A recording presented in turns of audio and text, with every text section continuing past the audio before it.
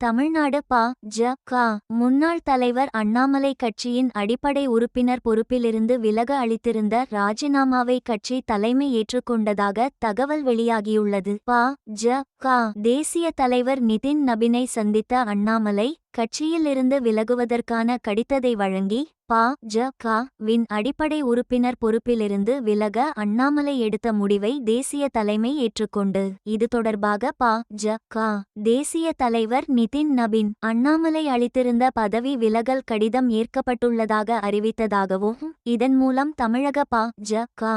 அரசியலில் புதிய திருப்பம் ஏற்பட்டுள்ளதாக அரசியல் வட்டாரங்களில் பரபரப்பாக பேசப்படுகிறது. டெல்லியில் பிரதமர் மோடி மற்றும் மத்திய உள்துறை அமைச்சர் அமித் ஷாவை சந்தித்த பின்னரே அண்ணாமலையின் ராஜினாமா ஏற்கப்பட்டதாக தகவல்கள் தெரிவிக்கின்றன. தனது அடுத்த கட்ட அரசியல் நடவடிக்கைகள் குறித்து இன்று மதியம் 12 மணிக்கு அண்ணாமலை அறிவித்து தனது அடுத்த அரசியல் பயணம் மற்றும் திட்டங்கள் குறித்து இளைஞர்களுடன் சமூக வலைதளங்கள் வாயிலாக அண்ணாமலை கலந்துரையாட உள்ளதாக கூறப்படுகிறது.